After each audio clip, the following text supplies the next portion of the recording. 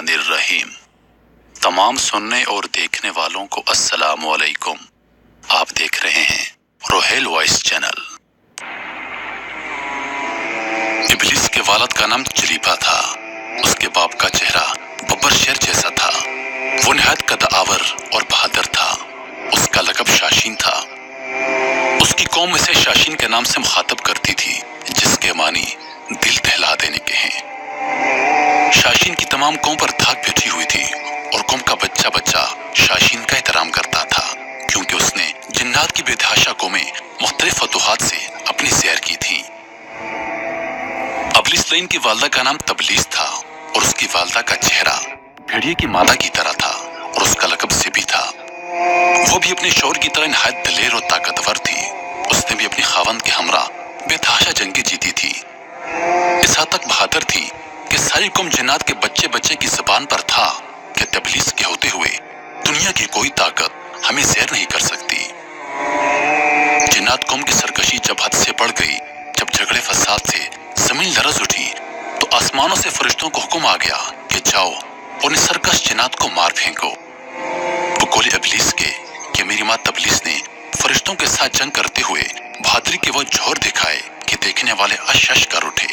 लेकिन मुश्किल ये थी कि जिन्नात और फरिश्तों का कोई जोड़ नहीं था और खुद यानी इब्लिस का ये भी ख्याल था कि अम्मा जान की बहादुरी के मुकाबले में फरिश्तों ने आकर सख्त गलती की है और उन्हें बड़ी इबरतनाक शिकस्त होगी। लेकिन अल्लाह जाने क्या हुआ कि हम कमजोर पड़ गए और फरिश्ते हम पर गालिब आते गए। इस अजीब व गरीब जंग का समा कुछ ऐसा नाकाबिले फहम था कि सारी कौम हैरत में थी।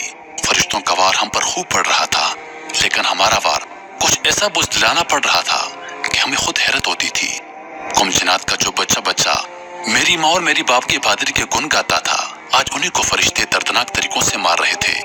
इसी दौरान मेरी वालदा और मेरे वालिद जंग में मारे गए। मैं उस वक्त शादीशुदा था। मेरी मलका और मेरा बेटा मर्रा भी मारे गए।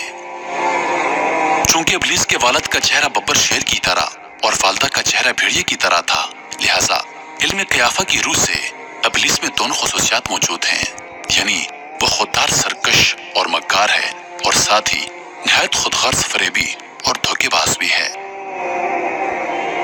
फरिश्तों और जिन्नात के दरमियान जो जंग हुई थी, उसमें जो जिन्नात कैदी बनाए गए उनमें इब्लिस भी मौजूद था। फरिश्ते जब बारगाह इलाही में हाजिर हुए तो उनको हुक्म हुआ कि असासील की बेहतरीन तरबियत करो। चुनांचे फरिश्तों ने इब्लिस की तरबियत बेहतरीन अंदाज से की। अल्लाह ताला के रुतबे और जाओ जलाल से आशना किया गया। इबादत और रियाजत के तरीके और आदाब समझाए गए, यहाँ तक कि पहले आसमान वालों ने उसको आबिद कहा, दूसरे आसमान वालों ने जाहिद कहा, तीसरे आसमान वालों ने आरिफ कहा, चौथे आसमान वालों ने वली कहा, पांचवें आसमान वालों ने तकी, छठे आसमान वालों ने खाशे और सातवें आसमान वालों ने अज़ाज़ील के लक़ब से मुकल्लब किया। चंद ही अरसे में अपनी फितरी तेजी और तरारी के सबब सब कुछ सीख गया और वही फरिश्ते जो कभी उसको सिखाया करते थे, आज उससे इल्म हासिल करने लगे। रफ्ता रफ्ता अज़ाज़ील अपनी काबिलियत के बाइस फरिश्तों का उस्ताद बन गया। इब्लिस अपनी इबादत और ज़ाहिद में इतना मुकर्रब हुआ कि मुख्तलिफ आसमानों में उसके मुख्तलिफ रुतबे बने। अल्लाह ताला का हमेशा से एक दस्तूर है कि वो अपनी राय को सबसे अलग थलग रखते हैं और किसी को भी इस अमर की खबर नहीं हो पाती। अल्लाह तबारक व तआला फरमाते हैं कि मैं जिसको चाहता हूँ इज्जत देता हूँ और जिसे चाहता हूँ ज़िल्लत देता हूँ। एक रोज अज़ाज़ील अल्लाह ताला की हम्द व सना बयान करता हुआ जब सातवें आसमान की सैर करता हुआ लोहे महफूज तक पहुंचा तो क्या देखता है कि लोहे महफूज पर एक अबारत लिखी हुई है कि हमारा एक बंदा ऐसा है जिसको हम मुख्तलिफ किस्म की नेमतों से मालामाल करेंगे और जमीन से उसको आसमान पर पहुंचा देंगे और आसमान से फिर उसको जन्नत में ले जाएंगे। उसके बाद हम एक खास काम पर उसको मामूर करेंगे, लेकिन वो इनकार करेगा और बगावत पर आमादा हो जाएगा। अज़ाज़ील इस अबारत को पढ़कर हैरत ज़दा हुआ और अपने दिल में ख्याल करने लगा कि ऐसा एहसान फरामोश भला कौन हो सकता है। दोबारा अबारत पर गौर किया तो अबारत के करीब निहायत वाज़ेह अल्फाज में लिखा हुआ था कि औज़ु बिल्लाहि मिनश शैतानिर रजीम। ये पढ़कर वो तकरीबन 2000 साल तक रोता रहा और खुद पर हिलान तान करता रहा कि ऐसा बदबख्त भला कौन हो सकता है जो रब करीम का नाफरमान होगा। घबरा कर बारगाह इलाही में हाजिरी दी और बोला, ए रब्बुल आलमीन, ये शैतान और रजीम कौन है जिससे پناہ مانگنی چاہیے۔ اللہ تبارک و تعالیٰ نے فرمایا کہ ہمارا ایک بندہ ہوگا جس کو مختلف قسم کی نعمتوں سے مالا مال کریں گے، لیکن ہمارا ایک حکم نہ ماننے کے باعث مردود بارگاہ ہو جائے گا۔ عزازیل نے عرض کی، یا الہی میں اس مردود کو دیکھنا چاہتا ہوں۔ اللہ تعالیٰ نے فرمایا تو اسے جلد دیکھے گا۔ عزازیل اسی سوچ میں ہزاروں سال تک مبتلا تھا کہ اس سے معلوم ہوا کہ حضرت آدم علیہ السلام کا پتلا تیار کیا جا رہا ہے۔